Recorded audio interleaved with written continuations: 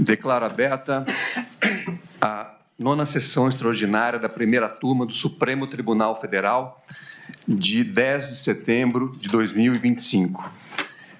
Cumprimento a nossa decana, a ministra Carmen Lúcia, ministro Luiz Fux, ministro Alexandre de Moraes, ministro Flávio Dino, o Procurador-Geral da República, doutor Paulo Gonet Branco.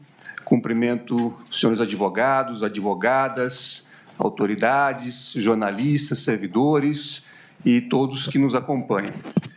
Passo a palavra à secretária da turma para a leitura da ata da sessão anterior. Ata da 14ª Sessão Ordinária da primeira turma do Supremo Tribunal Federal, realizada em 9 de setembro de 2025.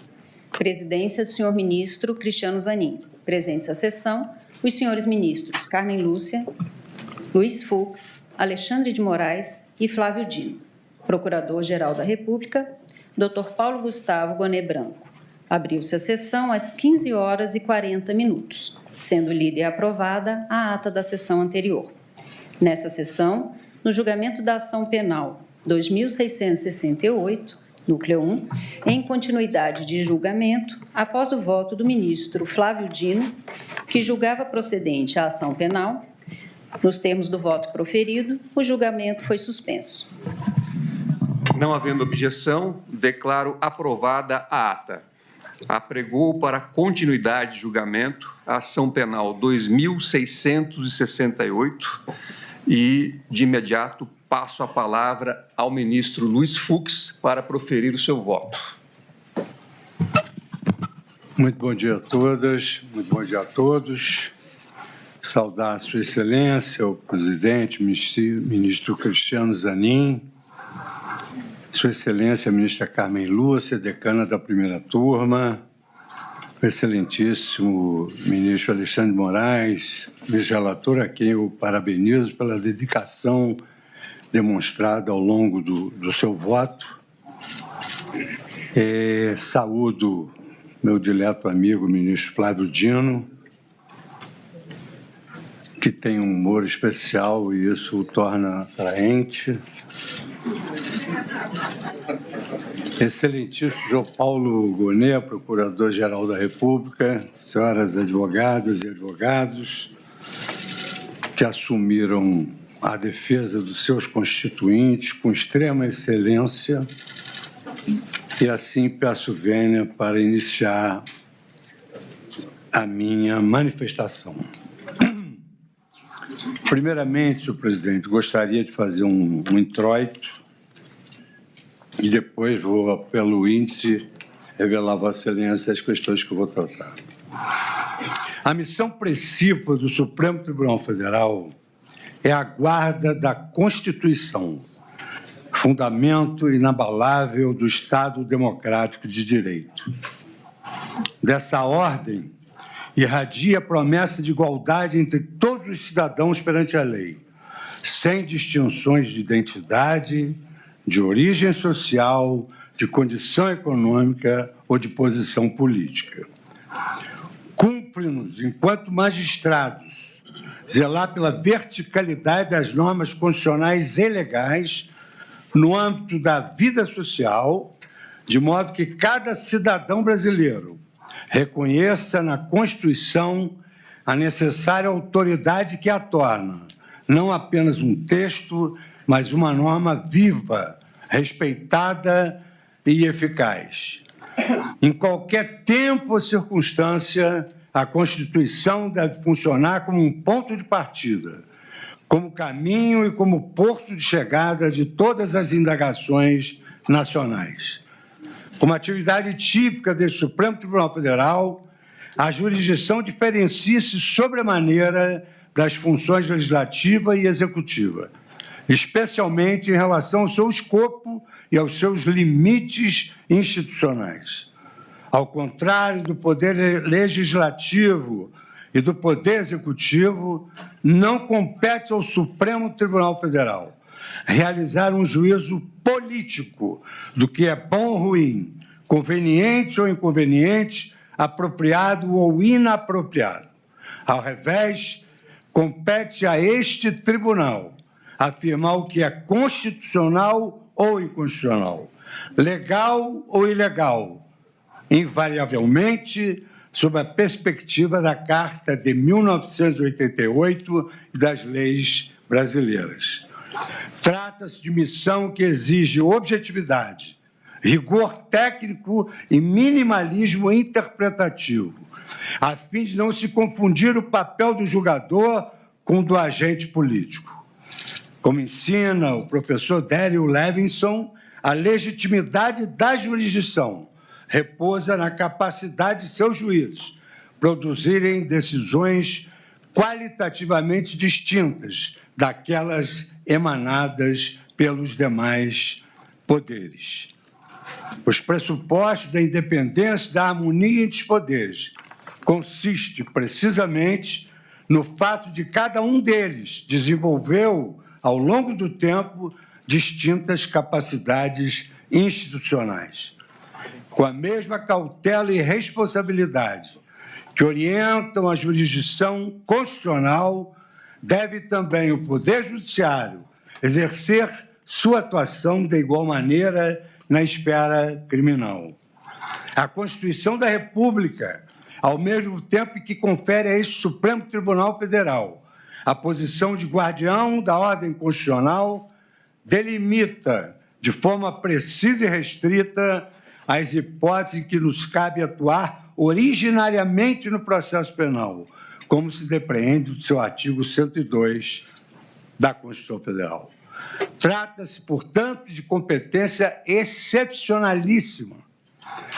Quando o Estado a exercer tal atribuição, o Supremo aproxima-se, em essência, da nobre rotina desempenhada pelos juízes criminais de todo o país. Passamos, então, a realizar não apenas o papel de intérpretes da Constituição, mas também de condutores de um processo judicial que tem por finalidade maior assegurar a cada réu a plenitude do contraditório e da ampla defesa. Essa função revela a unidade da jurisdição, seja no mais distante juízo de primeira instância, seja na mais alta corte do país. Todos os princípios que regem o processo penal são os mesmos em primeira instância e na instância superior, e encontram a sua razão de ser na dignidade humana e na busca pela verdade judicial. Assim, cada ato processual praticado nesta instância suprema deve refletir não apenas a autoridade institucional da Corte, mas, igualmente, o compromisso ético do julgador com a justiça concreta do caso, reafirmando, diante da sociedade, que a Constituição vale para todos e protege a todos, inclusive e, sobretudo, no campo sensível da jurisdição criminal. A persecução penal destina-se, assim, a reconstruir fatos que potencialmente se enquadram como crimes, em sua feição típica, antijurídica e culpável. O Ministério Público, como titular da ação penal, tem o primeiro ônus de produzir evidências diretas e indiretas que corroborem ou infirmem as hipóteses acusatórias. Para tanto, atua proativamente, com o intuito de transformar a narrativa acusatória em conclusões probabilísticas, acima de qualquer dúvida razoável. Trata-se de tarefa que exige significativo rigor analítico. Afinal, cada elemento de prova, cada detalhe reconstituído pode alterar o mosaico de hipóteses sobre personagens e condutas, exigindo-se da acusação que apresente uma narrativa lógica, temporal e subjetivamente coerente. O juiz, por sua vez, deve acompanhar a ação penal com distanciamento, não apenas por não dispor de competência investigativa ou acusatória, como também por seu necessário dever de imparcialidade. A despeito dessa limitação, o juiz exerce dois papéis essenciais à jurisdição criminal. Primeiro, funciona como um controlador da regularidade da ação penal, contribuindo para que ela se desenrole nos limites dos direitos e garantias constitucionais e legais. Segundo, é o juiz quem tem a palavra final sobre a justa correspondência entre fatos e provas. Ele é quem firma o juízo definitivo de certeza, distinguindo entre as hipóteses acusatórias e aquelas que se encontram amparadas por evidências concretas. Por isso mesmo, a independência do juiz criminal alicerça-se na racionalidade do seu mistério, afastada do clamor social e político dos processos judiciais. Aqui reside a maior responsabilidade da magistratura: ter firmeza para condenar quando houver certeza e, o mais importante, ter humildade para absolver quando houver dúvida. Essa responsabilidade encontra amparo em doutrinas penais e processuais sedimentadas ao longo dos séculos, cujas regras e princípios trazem parâmetros indispensáveis para uma jurisdição racional, coerente e, sobretudo, justa. Como magistrado da mais alta corte do país, formadores de precedentes vinculantes às demais iniciativas e instâncias do Poder Judiciário, nós laboramos com a plena consciência de que devemos ser exemplo de jurisdição para os mais de 18 mil magistrados brasileiros. Não nos limitamos a decidir litígios isolados.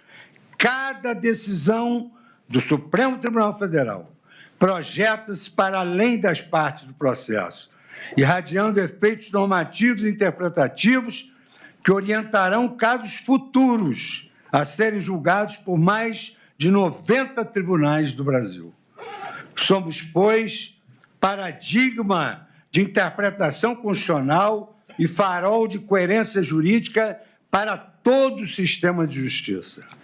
Cada precedente aqui firmado torna-se do patrimônio público da nação, faz parte desse patrimônio, devendo assegurar estabilidade, previsibilidade e segurança à ordem jurídica constitucional.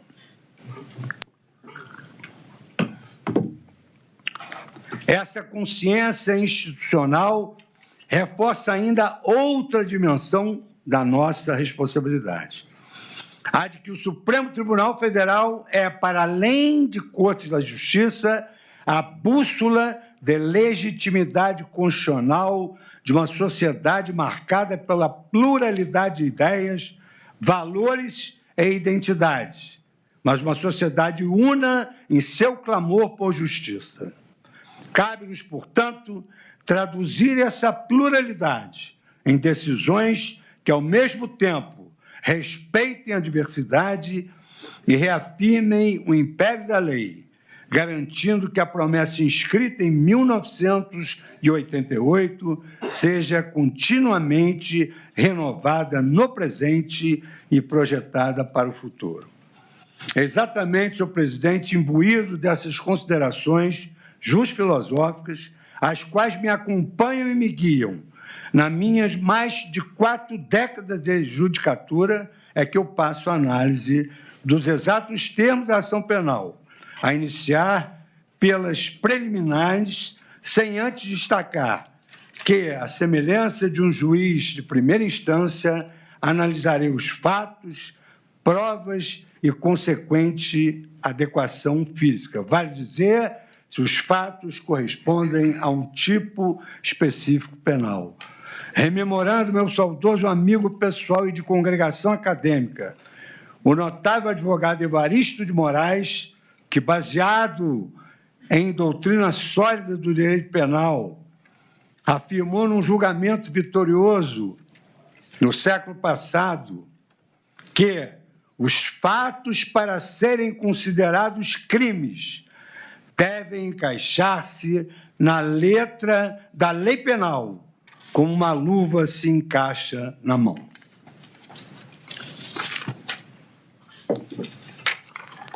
Senhor presidente, seguindo aqui um sumário para que todos os colegas possam acompanhar, eu agora vou me manifestar por uma questão de coerência, porque a regra de supradireito em relação ao juiz e ao processo é que as suas decisões sejam coerentes. Eu vou me manifestar, é evidente que, resumidamente, sobre a primeira liminar de incompetência do Supremo Tribunal Federal e da competência do juízo de primeiro grau. Sinteticamente, o que eu vou me referir é que nós não estamos julgando pessoas com prerrogativa de foro. Estamos julgando pessoas que não têm prerrogativa de foro. E destaco que as defesas, por meio das suas petições, argumentam que o Supremo Tribunal Federal é incompetente para julgar esta ação penal. O fundamento apontado é a ausência de autoridade com prerrogativa de foro entre os denunciados, consoante a regra claríssima do artigo 102, inciso 1º da Constituição da República. Compete ao Supremo Tribunal Federal, precipuamente, a guarda da Constituição, cabendo-lhe processar e julgar originariamente. Inciso 1º, a linha B. Nas infrações penais comuns, o presidente da República, o vice-presidente, os membros do Congresso Nacional, seus próprios ministros e procurador-geral da República. É sabido que o primeiro pressuposto que um juiz deve observar antes de ingressar na análise da peça inicial, da denúncia ou de uma petição inicial, é verificar se ele é competente. Isso é um pressuposto para o desenvolvimento regular do processo. Somente o juízo competente pode analisar uma ação penal início litis. E aqui, senhor presidente, saltando, porque eu vou juntar o voto, saltando várias lições, cito o professor Calamandrei, que leciona que a obediência à competência estrita da Constituição é um dos pilares do Estado de Direito. Só há jurisdição quando há competência, posto ser a competência um poder e a jurisdição o componente de correlação formal do seu exercício. Assim se pronunciou também o catedrático da Universidade de Roma, o criador do direito processual contemporâneo, Giuseppe Chioveno, em obra aqui citada, quando assenta que a competência em razão da pessoa, ela se estabelece na ratio da isonomia, da igualdade de todos e também levando em consideração a função pública. Por isso que a competência em razão da pessoa e da função que ele exerce é uma competência absoluta, mercê de a própria Constituição estabelecer uma competência constitucional excepcionalíssima que é inderrogável pela vontade das partes. Cito o criador da Escola Processual do Direito Brasileiro, Enrico Túlio Lima, incorporando, portanto, a sua lição no próprio Brasil, destacando que a incompetência ratione personae, ela é insuperável. Trago à colação o escolho do professor José Frederico Marques e também de José Carlos Barbosa Moreira, que foi um ícone do direito processual e que era um homem respeitado no mundo inteiro, exatamente porque tinha a autoridade da sua doutrina, tinha o argumento da autoridade que se refere a Imperman, que domina os auditórios. O tema de competência originária desta Corte, nos casos de prerrogativa de foro sofreu inúmeras modificações. Inúmeras modificações. E aqui eu cito todas as modificações que essa competência sofreu e que houve uma certa banalização dessa interpretação constitucional personalíssima. E esses autores expressam que, ao vedar expressamente o julgamento, ratione persona, por outro órgão competente que não aquele indicado na Constituição, esta regra passa a ser lindeira à criação de um tribunal de exceção, que o Constituinte buscou impedir, não apenas pela criação de um novo tribunal, mas exatamente para que uma ação, e a posteriori, a ação penal, fosse julgada por um órgão jurisdicional diferente daquele que é previsto nas leis. Ou seja, o órgão jurisdicional constitucional é absolutamente diverso do órgão constitucional ordinário, especialmente quando essa modificação da competência for resultado de uma interpretação após o crime. E o que eu quero dizer é que o Supremo Tribunal Federal mudou a competência depois da data dos crimes aqui muito bem apontados por Sua Excelência, o Procurador-Geral da República. Trago, procurador, como Vossa Excelência é um doutrinador de escola, as lições de Ferraioli, Karl Schwab e outros autores da sua preferência, e destaco, identifica-se assim que a competência absoluta ela não pode ser derrogada sob pena de infringir a garantia do juiz natural. E a garantia do juiz natural cumpre diversas funções no ordenamento brasileiro. Em primeiro lugar, ela assegura a imparcialidade do julgador, evitando que sua designação ocorra por finalidades menos ortodoxas.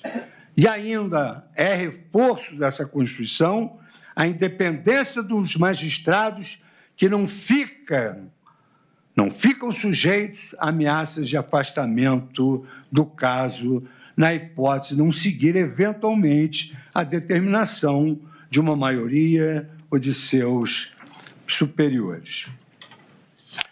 Com esta breve contextualização que avulta a densa correlação entre a relevância do cargo na República e a previsão do foro por prerrogativa, eu passo ainda a analisar essas modificações. E aí, senhor presidente, egrégia turma, eu venho desde 1964 com a edição da súmula 394, que estabeleceu essa competência, depois a modificação só quando a instrução já terminou. Enfim, trato aqui todas as hipóteses de competência e da modificação de competência.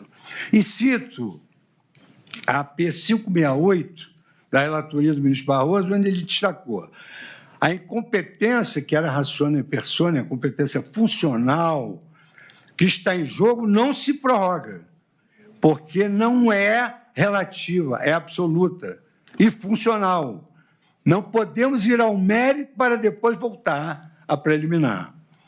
E aqui eu destaco, senhor presidente, depois de analisar essas questões, que o Supremo Tribunal Federal já anulou um processo por inteiro por incompetência relativa, máximo quando se trata de incompetência absoluta e inderrogável pela vontade das partes. E aqui, então, cito que, de acordo com as premissas que eu adotei de forma coerente ao receber a denúncia, a interpretação restritiva da prerrogativa de foro, preconizada desde a questão de ordem na ação penal 937, é a mais correta. E essa visão é que se alinha ao princípio republicano, que veda o tratamento desigual sem justificativa constitucional. E relembro mais uma vez que presidentes da República já foram julgados no Supremo. Um presidente foi julgado pelo plenário e outro presidente foi julgado em segunda instância. Os fatos imputados aos réus, segundo a denúncia, ocorreram entre 2020 e 8 de janeiro de 2023. Naquele período, a jurisprudência da Corte era pacífica, consoante o entendimento consolidado, racional, inteligível, de que, uma vez cessado o cargo, antes do término da instrução, a prerrogativa de foro deixaria de existir. Em caso, os réus deste processo, sem nenhuma prerrogativa de foro, perderam seus cargos muito antes do surgimento do atual entendimento. O atual entendimento é recentíssimo desse ano. A aplicação da tese mais recente para manter esta ação no Supremo, muito depois da prática de crimes, gera questionamentos não só sobre casuísmos, mas, mais do que isso, ofende o princípio do juiz natural e da segurança jurídica. E aqui, senhor presidente, eu faço uma digressão sobre segurança jurídica, cito acórdons, repiso, e sob esse ângulo, devemos relembrar que esta Corte anulou um processo com mais de uma centena de recursos por simples incompetência relativa de foro, e nós estamos diante de uma incompetência absoluta, que é impassível de ser desprezada como vício intrínseco ao processo. De sorte, senhor presidente, que, mantendo a minha coerência que manifestei no recebimento da denúncia, ciente de que, naquela oportunidade, tratava-se de recebimento da denúncia, em que vigorava o princípio indubio pro societate, deixei para o julgamento a análise mais vertical dessas questões. Assim sendo, senhor relator, saltando todas as digressões que aqui fiz sobre o campo doutrinário e jurisprudencial, com as vênias de sua excelência, o dedicado relator, e dos que o acompanharam, meu voto é no sentido de reafirmar a jurisprudência desta Corte, adotada na questão de ordem na ação penal 937. Concluo, assim, pela incompetência absoluta do Supremo Tribunal Federal para o julgamento deste processo, na medida em que os denunciados já haviam perdido os seus cargos. E, como é sabido, em virtude da incompetência absoluta para o julgamento, impõe-se a declaração de nulidade de todos os atos decisórios praticados. De sorte, senhor presidente, que a minha primeira preliminar, ela anula o processo por incompetência absoluta.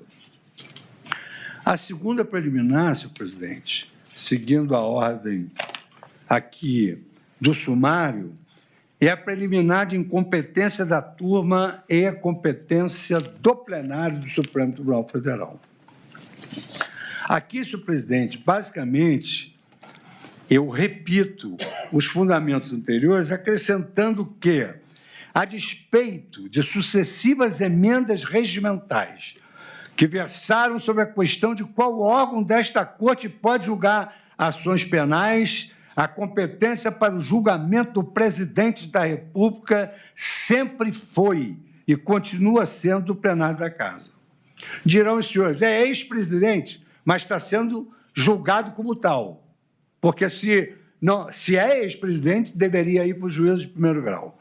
Mas está sendo julgado como presidente, está sendo julgado como se presidente fosse, essa ação deveria se iniciar no pleno do Supremo Tribunal Federal.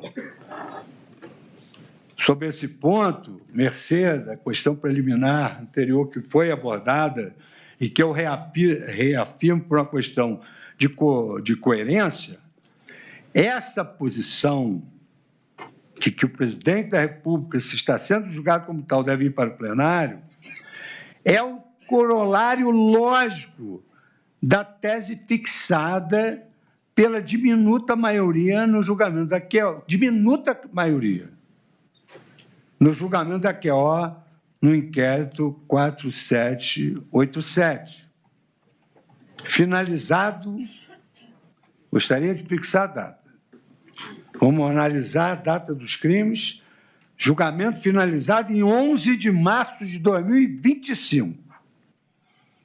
Daí porque entendo prevalente, porque não foi modificada, a redação do artigo 5º do nosso regimento interno.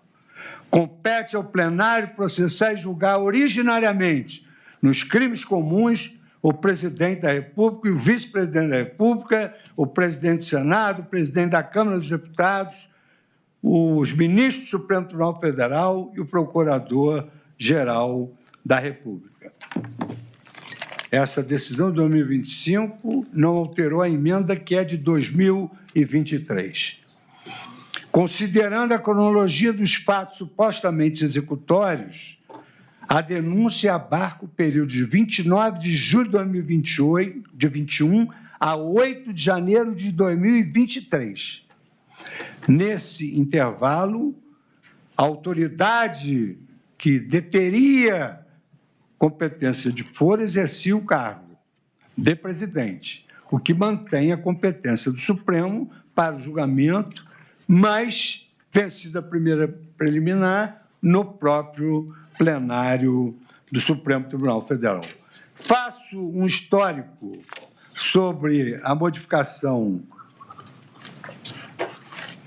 das emendas. Destaco, não obstante as alterações regimentais, o artigo 5º do regimento interno sempre manteve a competência do plenário para o processo de julgamento do presidente da República em crimes comuns. Há uma razão fundamental para isso.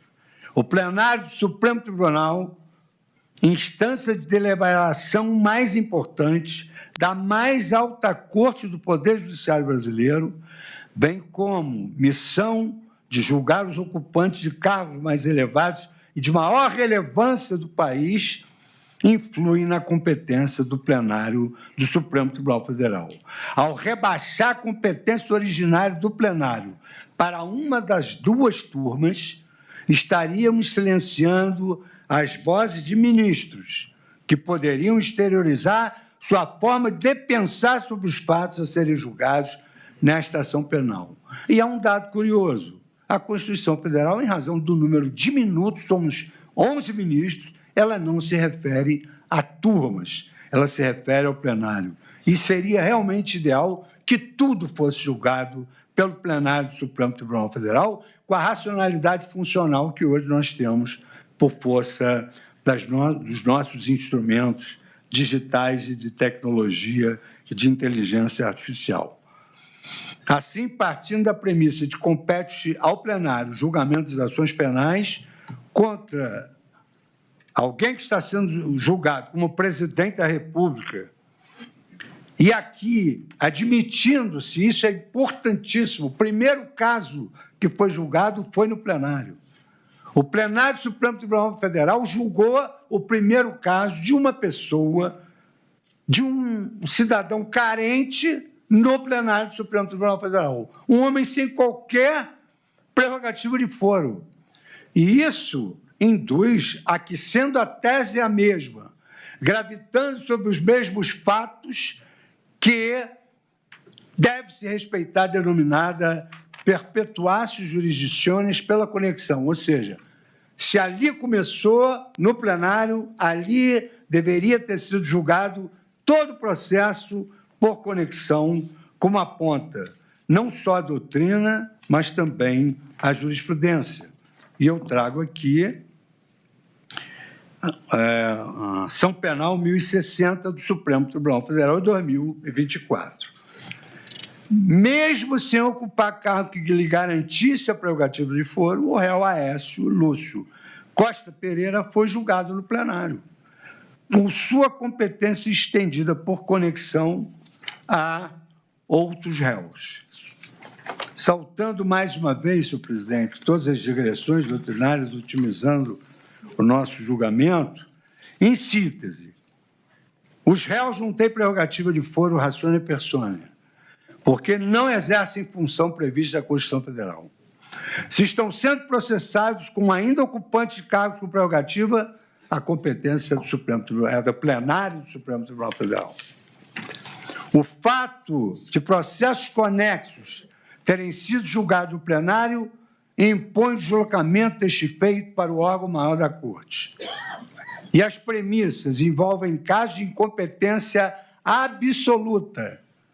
Mesmo o caso do plenário, incompetência absoluta, indispensável razão pelas duas uma. Ou o processo deve ir para o plenário ou tem de descer para a primeira instância. Assim sendo, senhor presidente, eu também acolho essa preliminar de incompetência absoluta da primeira turma e, na forma do artigo 567 do Código de Processo Penal, eu também declaro a nulidade de todos os atos praticados por este Supremo Tribunal Federal. É possível também que haja uma divergência, que são os atos decisórios. Então, se passaria o processo para o pleno e ele, então, decidiria essa questão relativa à incompetência. Aqui, senhor presidente, eu trago uma matéria que se refere a uma questão conhecível de ofício. Uma questão que é conhecível de ofício, que é a questão alegada como cerceamento de defesa em razão de um fenômeno moderno denominado data dump, que Vossa Excelência é um advogado super atualizado, tem aqui até intervenções de Vossa Excelência sempre exitosas, e digo que essa preliminar de garantia constitucional contraditória e ampla defesa se dá em razão da disponibilização tardia de um verdadeiro tsunami de dados sem identificação suficiente e antecedência minimamente razoável para a prática de atos processuais. E digo, senhor presidente, porque é importante, e apenas essa parte histórica, que a garantia do contraditório e ampla defesa incorporada ao direito ocidental há longo tempo já era ressaltada na obra do filósofo estoico Sêneca, que afirmava: quem decide o que quer que seja, sem ouvir a outra parte, mesmo que decida com justiça, efetivamente não é justo. Isso é repetido ao longo dos anos na Declaração Universal dos Direitos do Homem, adotada em 48 pela Assembleia Geral da ONU. Artigo 11. Todo ser humano acusado de um ato delituoso tem o direito de ser presumido inocente até que a sua culpabilidade seja provada de acordo com a lei, em julgamento público, no qual lhe tenham sido asseguradas todas as garantias necessárias à sua defesa. Isso está presente na Declaração Universal dos Direitos da ONU. Todas as constituições brasileiras, faço aqui uma digressão que não vou ler, peço vênia para não ler, a começar pela de 24, incorporaram em seu bojo a garantia do contraditório e ampla defesa, assim como a Carta de 1988, uma das maiores constituições de todo o mundo, consagrou no artigo 5º a mesma inciso 56º, que aos litigantes em processo judicial, e acrescentou agora e administrativo. Aos acusados, em geral, são assegurados contraditório e ampla defesa com os meios e recursos a ela inerentes. A garantia guarda tamanha importância que, na doutrina de todos aqueles que trataram sobre essas cláusulas pétreas constitucionais, e eu cito por todos Ferraioli, Direito e Razão, Teoria do Garantismo Penal, eu cito Ferraioli e trago à colação, sem repisar os mesmos artigos, o que consta da Convenção Americana sobre Direitos Humanos, que é o nosso Pacto de São José da Costa Rica, que no artigo 8º, sobre as garantias judiciais, ele é preciso. No artigo 8º, 1c, Toda pessoa tem o direito de ser ouvida com as devidas garantias e dentro de um prazo razoável por um juiz ou tribunal competente, independente e imparcial, estabelecido anteriormente por lei, na apuração de qualquer acusação penal. A linha C, concessão ao acusado do tempo e dos meios adequados para a preparação da sua defesa.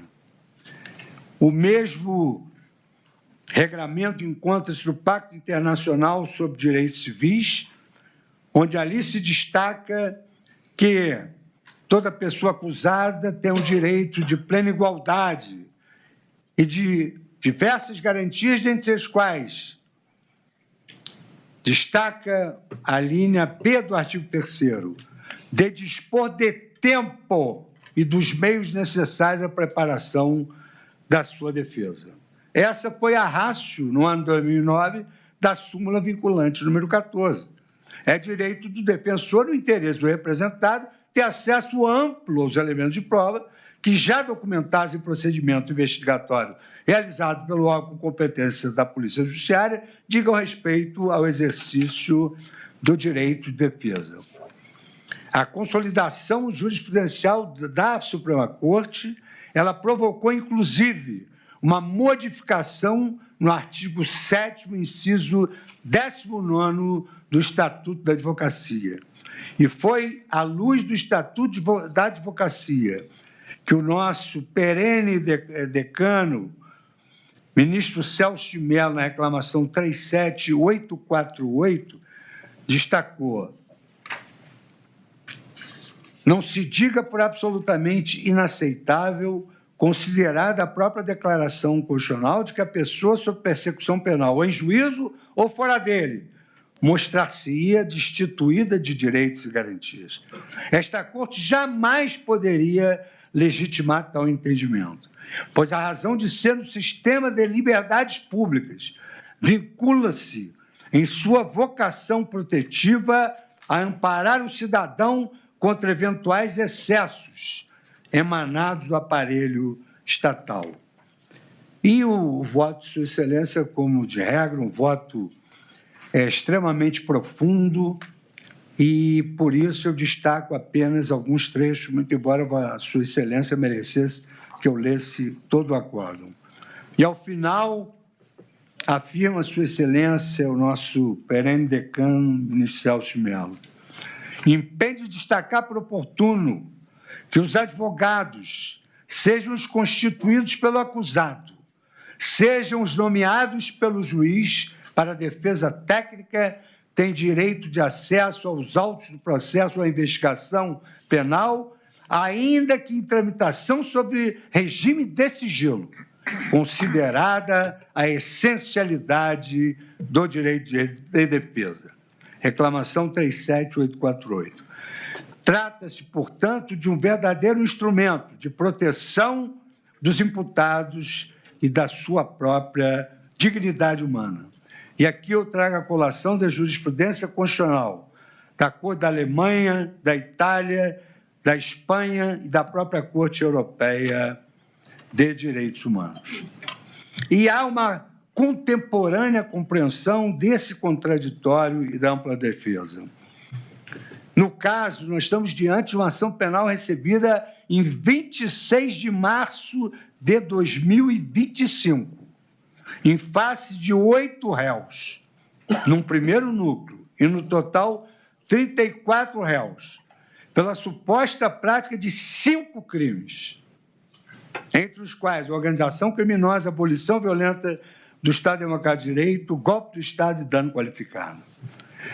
Consoante relatório apresentado por Sua Excelência, o eminente relator, um relatório minucioso, mesmo resumido, minucioso e detalhado.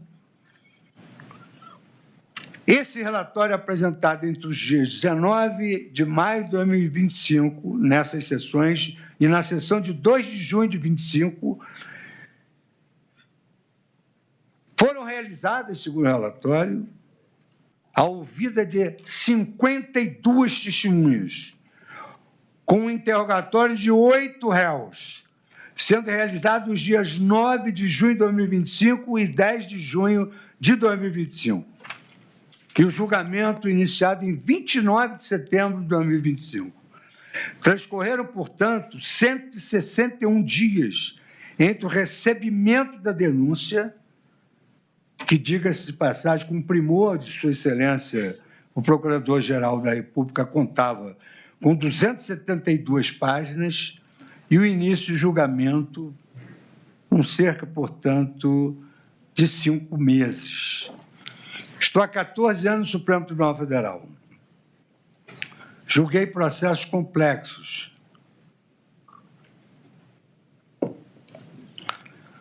como, por exemplo, o mensalão. A ministra Carmen Lúcia, nossa decana, também esteve presente. O processo levou 2 anos para receber a denúncia e 5 anos para ser julgado. Trabalho exaustivo do eminente relator, mas que, diga-se a realidade, um trabalho que ninguém conhecia melhor do que ele. Agora eu vou ter a falsa modéstia, ministra Alexandre, de dizer que eu procurei analisar cada detalhe do seu trabalho muito denso, daí eu ter analisado todas essas páginas, e entender que, até para mim, elaborar esse voto foi motivo de extrema dificuldade, eu vou dizer por quê. Não é um processo simples, e já não seria tão somente pelo número de denunciados e de testemunhas. Mas, em caso, salta aos olhos a quantidade de material probatório envolvido. Reportagem que foi ao ar em fevereiro de 2025 já indicava que a Polícia Federal havia apreendido 1.200 equipamentos eletrônicos dos envolvidos, 1.200 equipamentos eletrônicos, e logrado extrair 255 milhões de mensagens de áudio e vídeo, com peritos federais elaborando 1.214 laudos. Foi exatamente nesse contexto que as defesas alegaram cerceamento de defesa, em razão dessa disponibilidade tardia, que apelidei de um tsunami de dados que, no direito anglo-saxônico, se denomina de document dumping, e sem indicação suficiente e antecedência minimamente razoável para a prática dos atos processuais. Eu não sou um expert nesse assunto, mas a quantidade chega a 70 terabytes. Eu fui pesquisar isso, fiquei até... nem acreditei, porque são bilhões de páginas. E já apenas em 30 de abril de 2025, portanto, mais de um mês após o recebimento da denúncia, e menos de 20 dias antes do início da oitiva das testemunhas, foi proferida a decisão deferindo acesso à íntegra de mídias e dos materiais apreendidos na fase investigativa. Apenas em meados de maio, cerca de 5 dias antes do início da oitiva das testemunhas, a Polícia Federal enviou links de acesso para as defesas de um SharePoint, e, não obstante, os arquivos totalizassem 70 terabytes. 70 terabytes.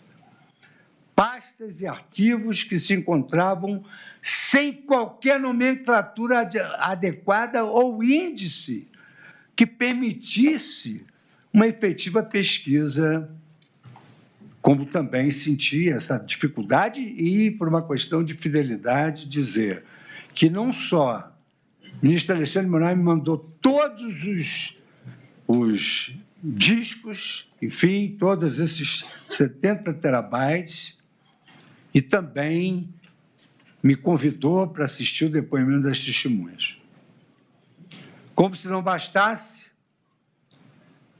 novos arquivos foram incluídos no curso da instrução processual, inclusive em 15 de junho de 2025. Há nos autos um professor de todos nós, que é da casa de vários ministros, professor titular da casa de vários ministros, professor titular da USP, Gustavo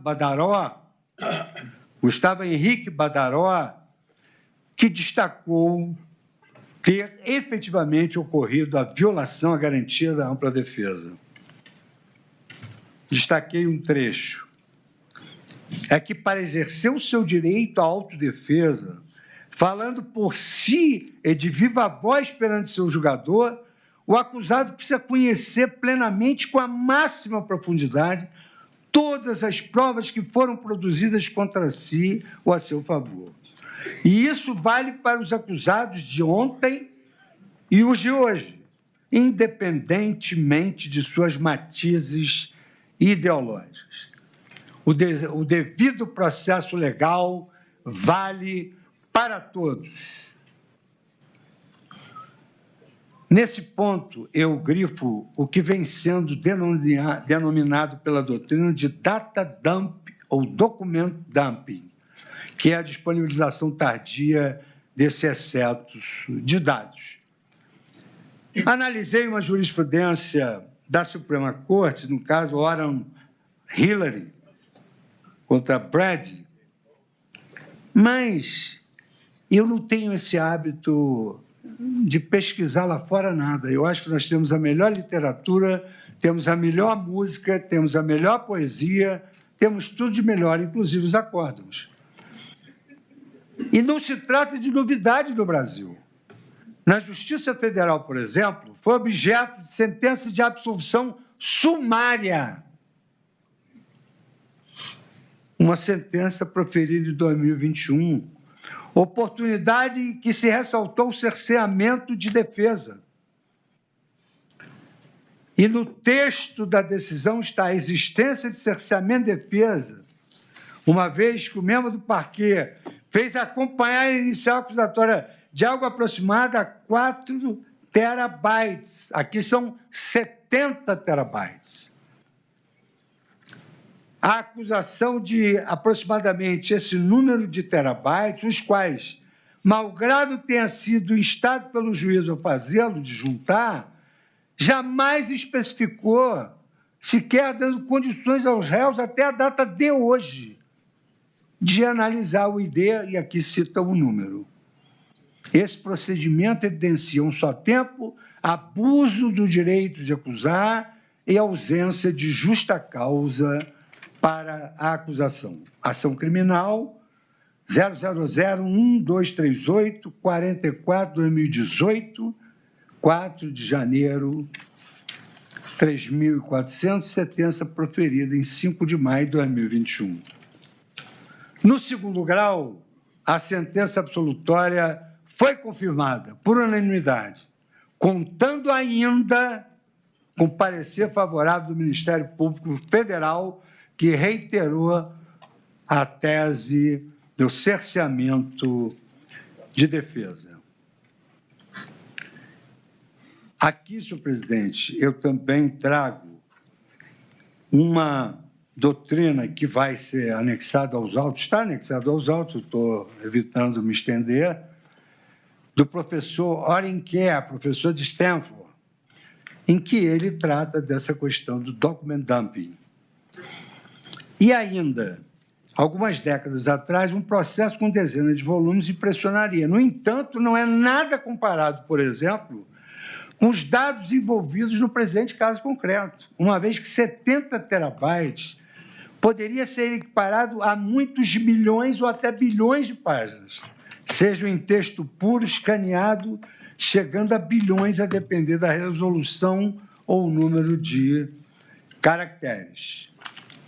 Faço ainda citação de casos julgados e destaco que, como no processo penal, o protagonismo da instrução processual incumbe às partes, torna-se imperativo que, antes da produção da prova oral, isto é, antes da inquirição das testemunhas e do interrogatório, a defesa já conheça todo o acervo probatório. Aliás, volto a repisar que que isso não é algo estranho no nosso direito, e cito o inquérito 4244, agravo regimental, de 25/4/2017. Como Vossa Excelência pode verificar, eu estou evitando citar nomes dos colegas, acho desconfortável e deselegante. Evidentemente que um celular ou computador apreendido no bojo da investigação integram o material probatório. Mas com tantos dados, tantas mensagens, tantas fotos, tantas fotografias de páginas saltadas de documentos, podem até não ser interesse da acusação, mas são essenciais para a defesa. Porque a jurisprudência do Supremo Tribunal Federal, que Vossa Excelência conhece como ninguém, ministro Zanin, não compete à autoridade policial, ao Ministério Público ou mesmo ao juízo processante realizar um filtro seletivo do material probatório colhido, decidido unilateralmente pela autoridade policial, o que é ou o que não é pertinente à defesa. O acesso amplo está na ratio da súmula 14, que permite ao advogado o acesso à totalidade do acervo. A possibilidade que existam dados considerados irrelevantes pela acusação ou pelo juiz, mas que possam ter elementos cruciais para a defesa, seja para corroborar a tese defensiva, seja para questionar a lisura da investigação ou a denominada cadeia de custódia de provas, é importantíssimo para a defesa. E há hoje doutrinas mais recentes que exatamente atacam esse ponto. O que pode ser indiferente para a acusação, o que pode ser indiferente para o juízo, pode não ser para a defesa. Ela, além dos fatos narrados na denúncia, é preciso que a defesa tenha também acesso a inúmeros dados. Veja-se, por exemplo, há pouco tempo foram inquiridas testemunhas cujos depoimentos influem na solução desse caso. Eu cito apenas, en passant, porque nós não estamos julgando esse réu. Um réu que depois que disse que ele elaborou uma minuta que tem sido objeto material da análise e da cognição da Corte. Então, voltando à questão de que nós temos jurisprudência tão mais moderna que a Suprema Corte Americana, que demora mais a julgar temas de desacordo moral da sociedade, e o Supremo é sempre instado a decidir, que o Parlamento não decide, que há desacordo moral lá e empurra-se tudo para o Supremo, isso tem uma virtude. É que nós temos uma jurisprudência mais evoluída do que a da Suprema Corte. Aqui eu cito a reclamação 80.133, julgada em 4 de junho de 2025. Nesse julgado está, com todas as letras, a manutenção das audiências de instrução e julgamento para datas próximas, com início em 6 de junho de 2025, sem que a defesa seja franqueado o acesso integral ao material probatório e concedido prazo razoável para sua análise, configura manifesto cerceamento de defesa, comprometendo a paridade de armas e o devido processo legal. Reclamação 80.133. Trago também o habeas corpus 218.265 da relatoria da segunda turma, em 21 de fevereiro de 2024. Apenas pela importância, no julgamento a que eu me referi, Brady versus Maryland, o Justice William Douglas consignou a célebre assertiva: a sociedade triunfa não só quando os culpados são condenados, mas também quando os julgamentos criminais são justos. Por isso, senhor presidente, egrégia turma, em razão da disponibilização tardia de um tsunami de dados, data dump, sem identificação suficiente e antecedência minimamente razoável para os atos processuais, e eu confesso que tive dificuldade para elaborar um voto imenso. Eu acolho a preliminar de violação à garantia constitucional do contraditório e da ampla defesa e reconheço a ocorrência de cerceamento e, por consequência, eu declaro a nulidade do processo desde o recebimento da denúncia. Agora, senhor presidente, passo a preliminar de validade da colaboração premiada. Senhor presidente, eu teci inúmeras críticas à delação premiada. E, por essa razão, eu me sinto no dever de manifestar algumas compreensões e concluir, talvez diferentemente daquela impressão que eu tive início elite. Eu cito a Lei 12.850, de 2013.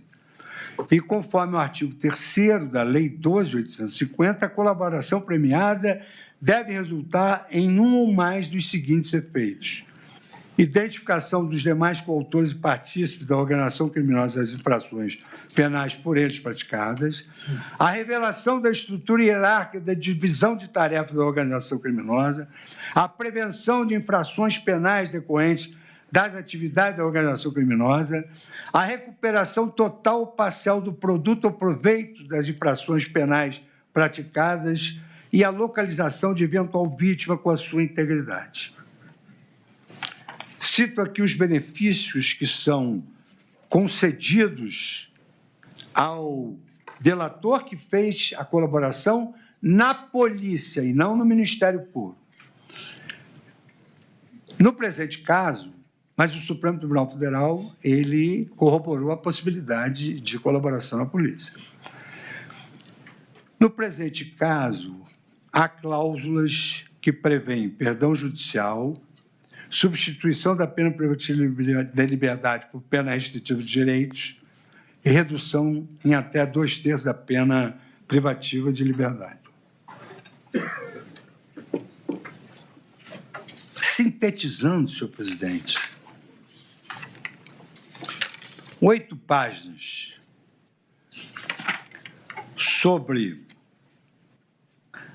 a delação de Mauro Cid.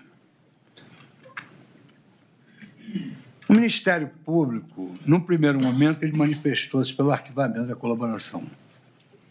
Isso significa uma frase que foi dita recentemente no plenário: Instituto Novo, nós vamos progredindo no seu entendimento. Mudar de entendimento é manifestação de humildade judicial.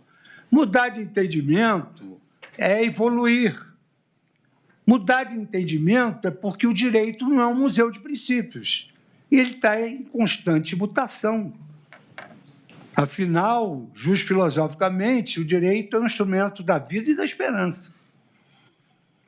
E essa delação premiada, ela restou em 9 de setembro de 2023, na sua homologação pelo relator, ocasião em que reconheceu a regularidade, legalidade e adequação dos benefícios pactuados. É bem verdade que eu fiz essa crítica, que idas e vindas de um colaborador podem representar atos de retaliação, criatividade de autoproteção, mas, depois de me debruçar, como espero estar demonstrando, sobre todo o processo, eu verifiquei que hoje no direito, o núcleo essencial do direito tem de ser a eficiência do sistema de justiça.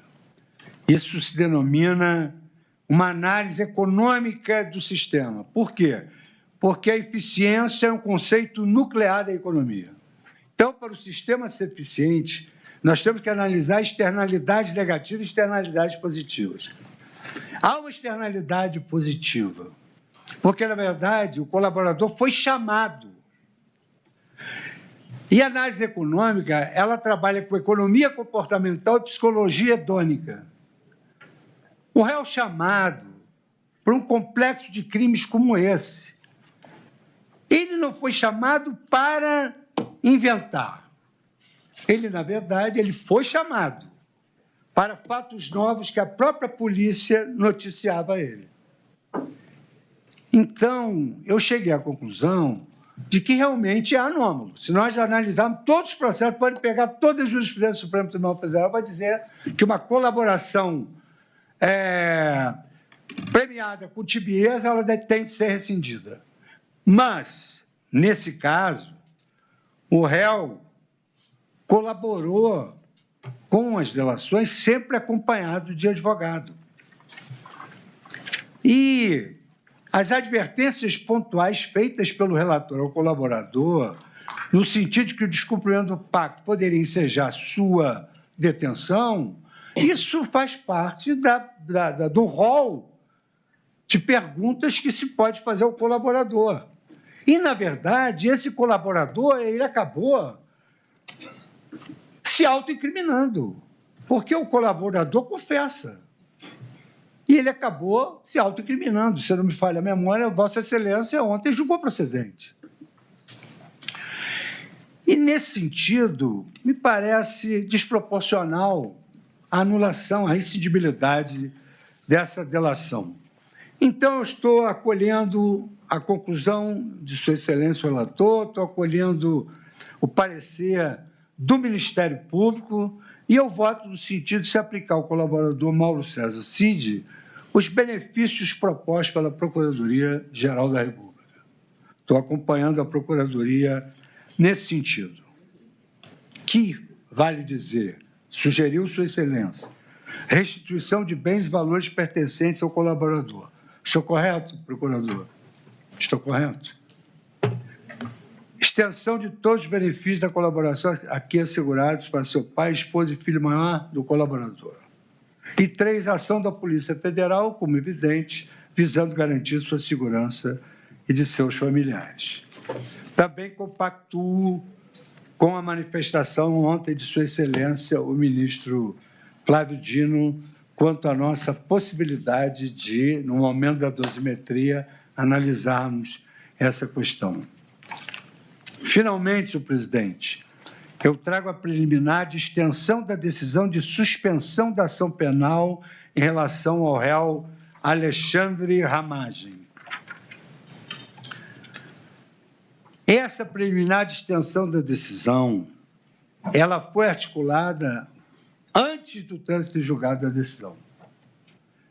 Ela foi articulada em recurso de embargo de declaração, no qual o réu Alexandre Ramagem, por intermédio de sua defesa, pugna pela extensão dos efeitos da Resolução 18 de 2025 da Câmara dos Deputados em relação ao crime de organização criminosa.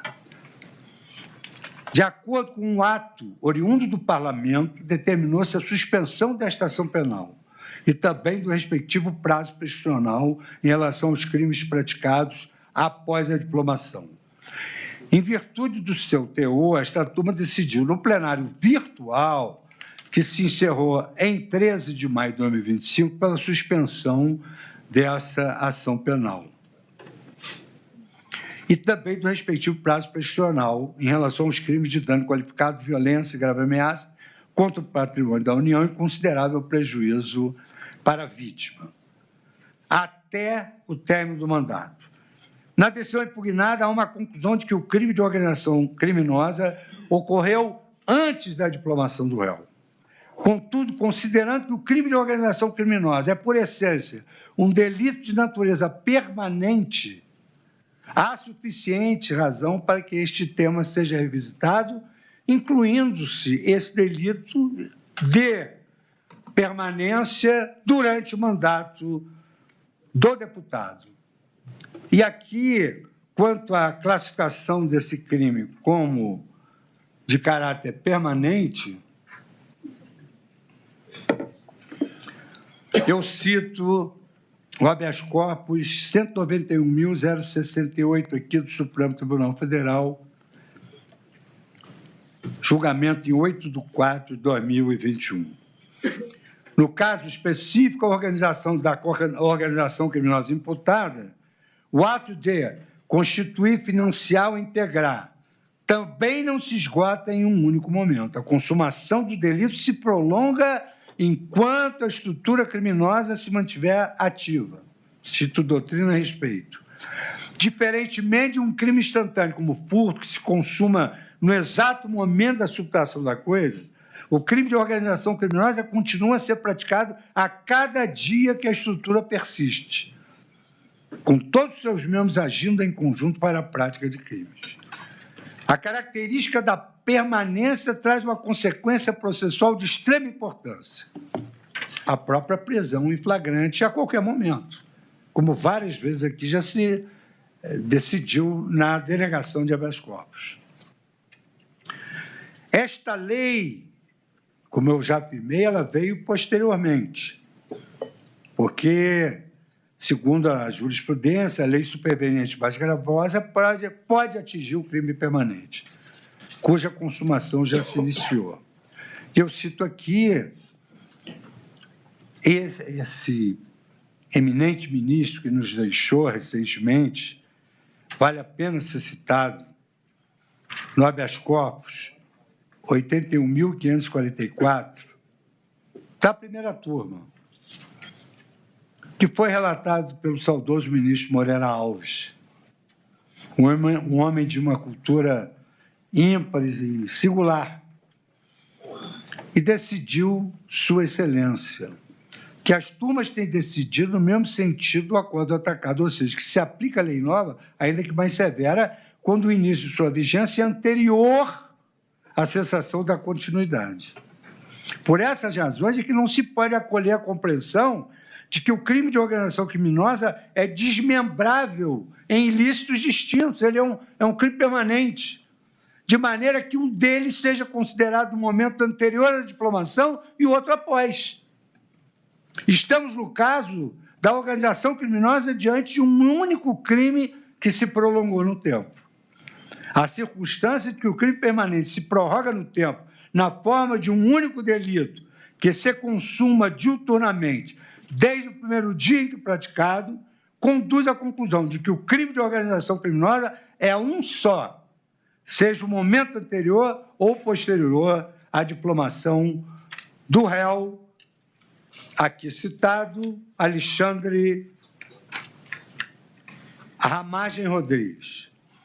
Por essa razão, senhor presidente, egregia turma, eu voto pela extensão dos efeitos da decisão desta turma, exatamente em razão da recenticidade dessa resolução da Câmara, desse fato novíssimo de suspender parte e continuar com o remanescente, uma resolução número 18 de 2025, evoluir, à luz dessa resolução da Câmara dos Deputados, para suspender a ação penal em relação a esse réu e a respectiva prescrição, evidentemente, em relação aos crimes de dano qualificado pela violência e grave ameaça contra o patrimônio e com considerável prejuízo para a vítima, que já era, deterioração de patrimônio tombado e também suspender in toto a estação penal e a respectiva prescrição em relação ao crime de organização criminosa e os demais. Agora, senhor presidente, tal como fiz na ação penal do mensalão, eu estabeleço premissas teóricas dos delitos, quer dizer, como se encara esses delitos teoricamente, para depois aplicar, como nós fazemos basicamente na repercussão geral. Fixa a tese e aplica no caso concreto. A tese é a parte da objetivação e a tese aplicada é a parte subjetiva do recurso. Então, eu passo, senhor presidente, com a licença da turma, as premissas teóricas dos crimes de organização criminosa. Então, destaco premissas teóricas do julgamento de mérito da ação penal.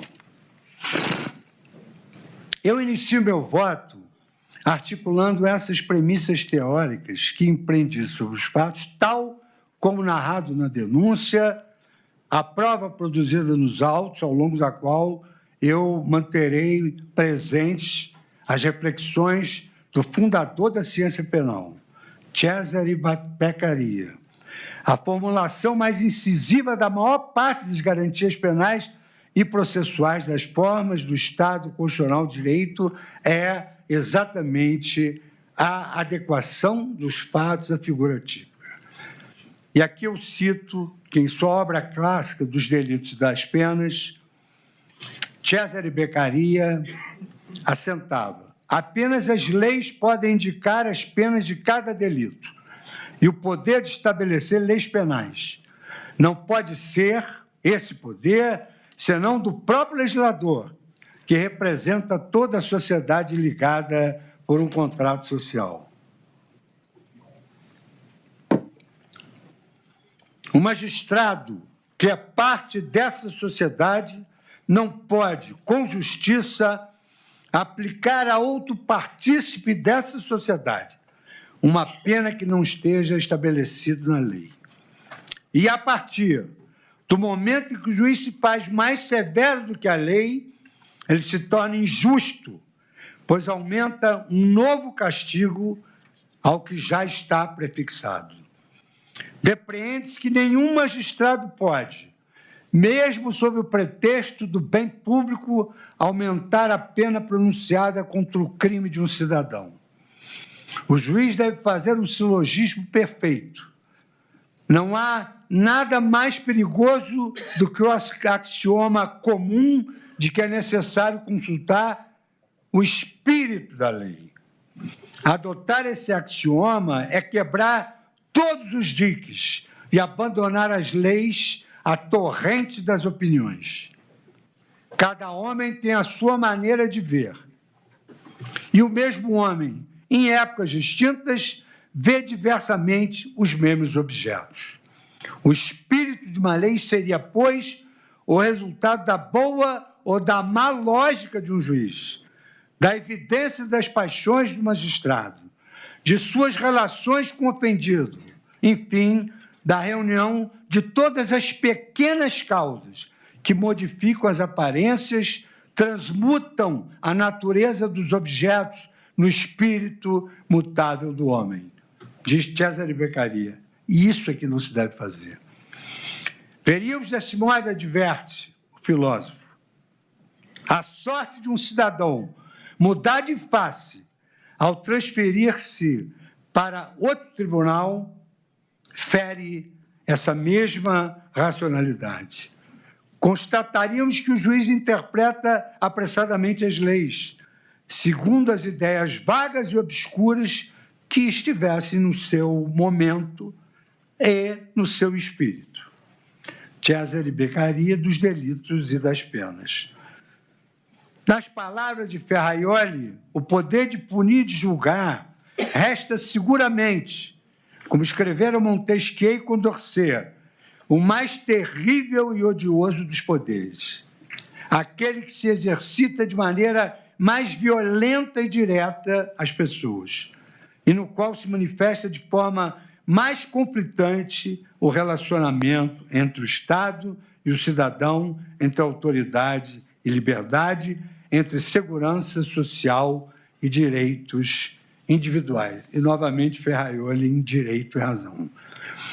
Por isso mesmo, no exercício da função jurisdicional em geral, e especialmente em matéria penal, é dever do juiz guiar-se com absoluta serenidade, equidistância e imparcialidade no exame dos fatos e das provas, proferindo uma decisão técnica, rigorosa, atenta ao princípio da legalidade estrita, somente obedecendo ao dever de cumprir a lei com independência, serenidade e exatidão, dever este ao qual todo magistrado brasileiro deve respeito, nos termos da Lei Orgânica da Magistratura Nacional.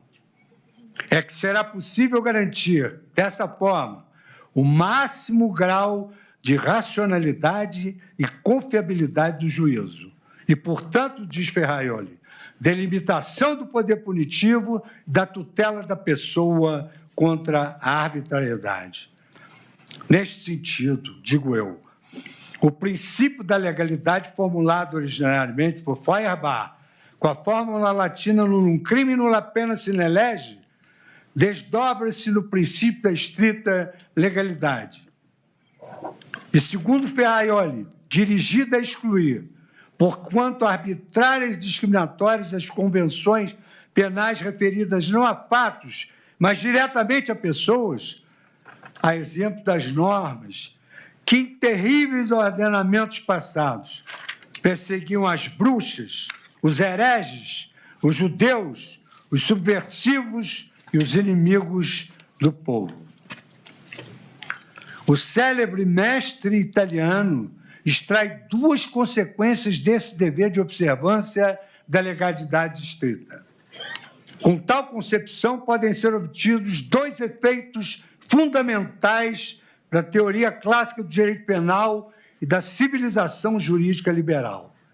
O primeiro é a garantia para os cidadãos de uma esfera intangível de liberdade, assegurada pelo fato de que, ao ser punível somente o que está proibido na lei, nada do que a lei não proíbe é punível. Liberdade que a lei me confere para fazer qualquer coisa que a lei não me proíba e de deixar de fazer qualquer coisa que a lei não me ordene, viola frontalmente esse princípio da legalidade, que é um fundamento do Estado de Direito, rule of law. O segundo dos efeitos fundamentais da teoria clássica do direito penal é a igualdade jurídica dos cidadãos perante a lei.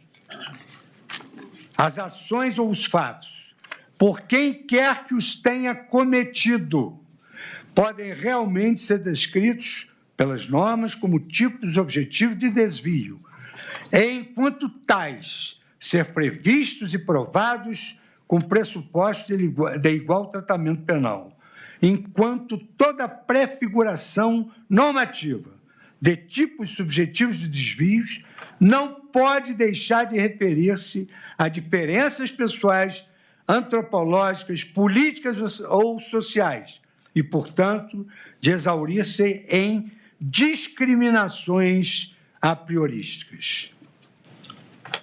A interpretação, digo eu, e a aplicação, depois de citar Ferraioli, e a aplicação da lei penal devem ter sempre por norte o princípio da legalidade estrita.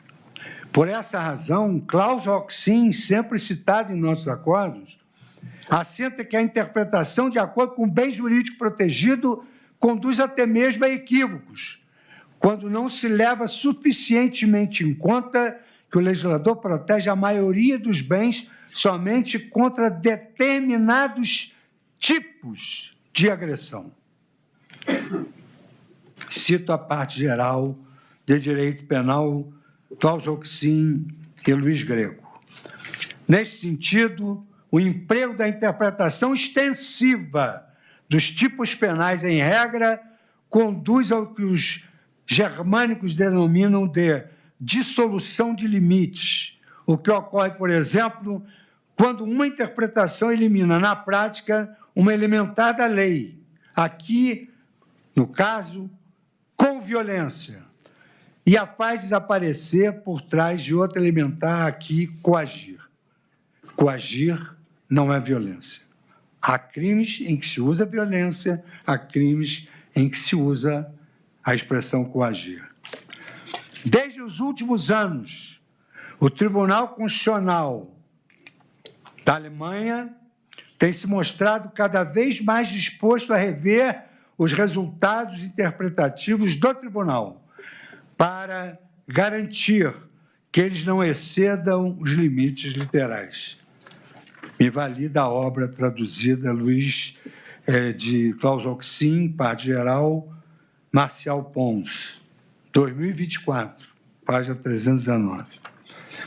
Além dos perigos gerados para a liberdade individual por interpretações ampliativas de tipos penais, alargando seu âmbito de incidência sem fundamento legal, também se deve atentar para considerações oriundas das ciências políticas, sociológicas e psicológicas, que, sem prejuízo de constituírem ciências auxiliares necessárias à compreensão e reflexão sobre o direito, podem, no dizer do célebre penalista alemão Karl Binding, conduzir a que se abandone o solo firme da lei, do seu tratamento dogmático e semântico, do seu conhecimento e da sua aplicação precisa, para ceder diante de impulsos diletantes, penetrar no terreno movediço e interdita juristas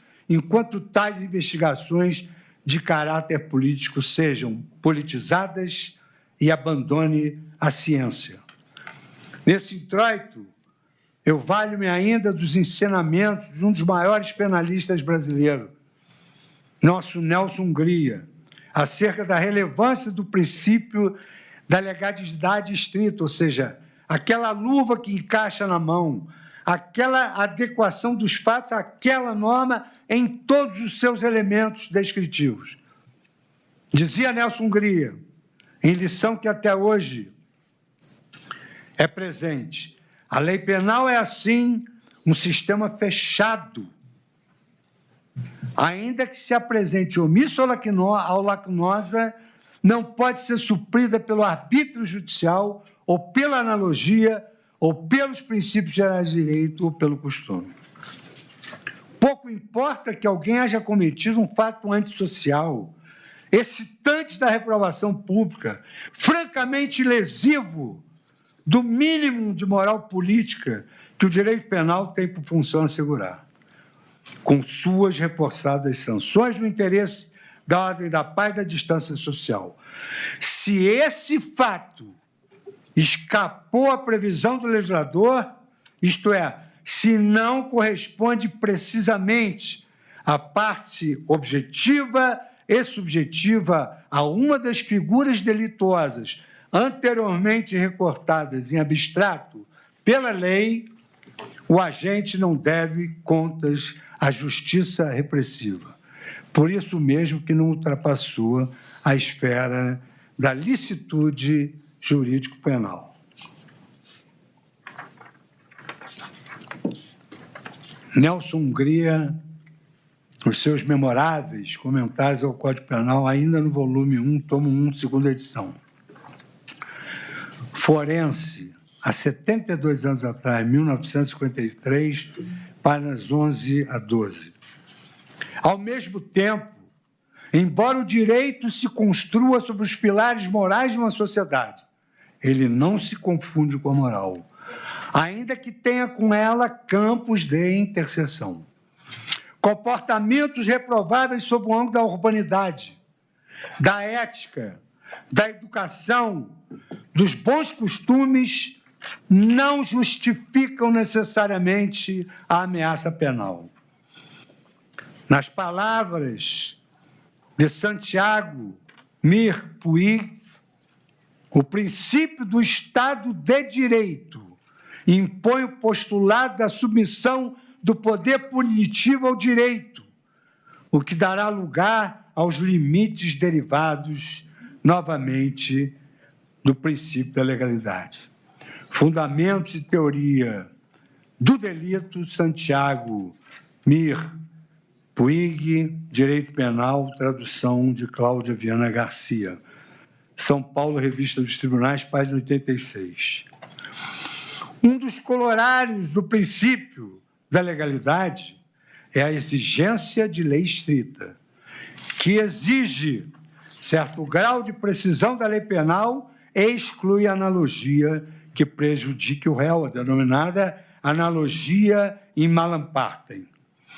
O mandado de determinação concretiza-se na teoria do delito através do requisito da tipicidade do fato e na teoria da determinação da pena, que obriga a um certo legalismo, que limita, por outro lado, o arbítrio judicial, obra citada.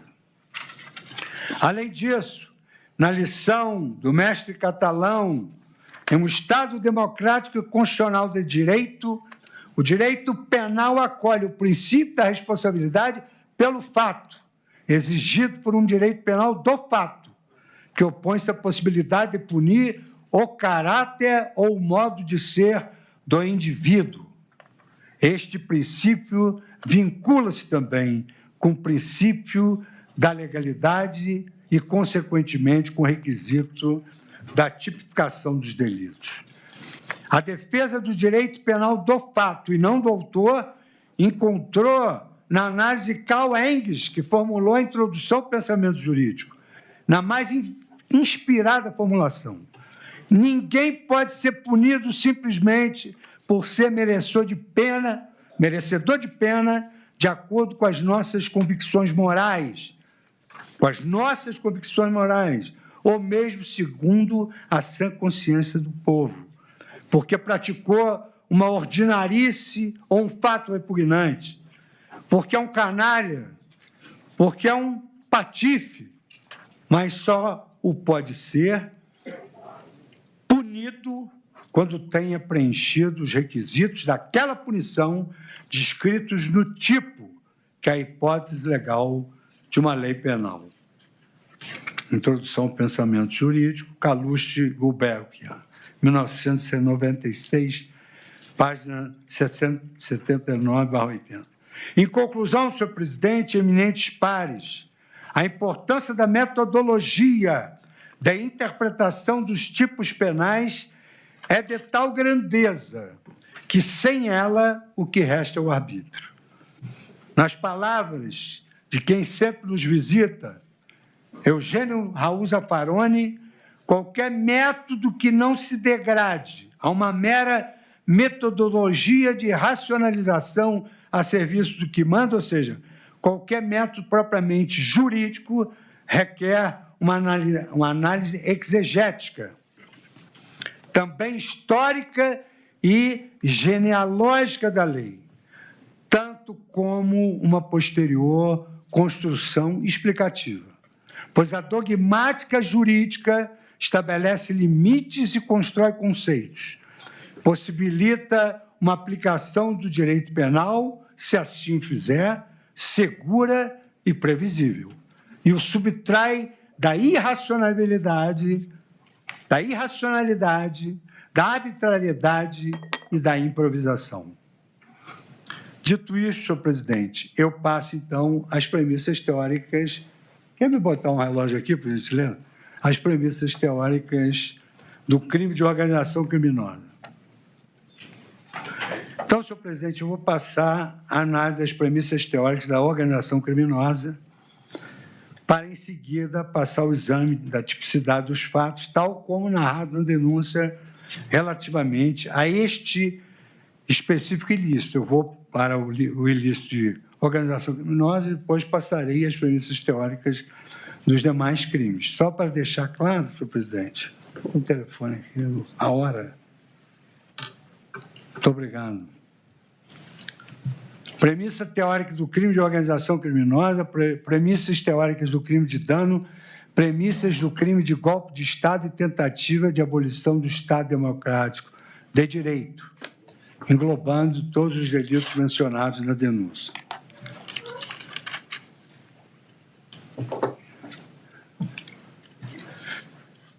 Premissas teóricas do crime de organização criminosa. As primeiras leis a fazerem menção ao delito de organização criminosa no Brasil surgiram na década de 1970. A primeira dessas leis, a Lei 9.034 de 95, disciplinou a utilização de meios operacionais para a prevenção e repressão das ações praticadas por organizações criminosas. Em seguida, a Lei 9.613, que tipificou o crime de lavagem de dinheiro, criminalizou a conduta voltada a ocultar a origem ilícita de bens ou recursos oriundos de crimes cometidos por organização criminosa.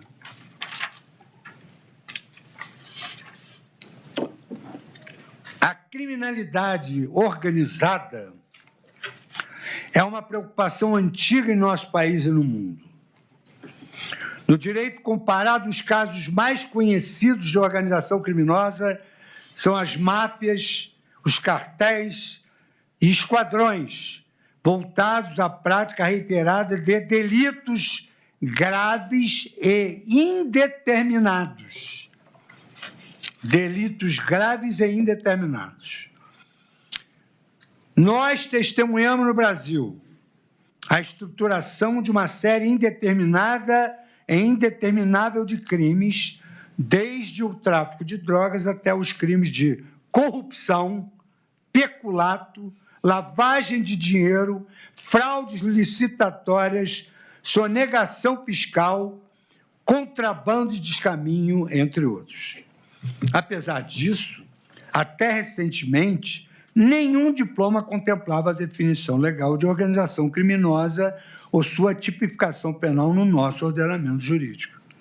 Os crimes associativos se restringiam, de modo geral, à previsão contida no tipo penal do artigo 288 do Código Penal, denominado formação de quadrilha ou bando.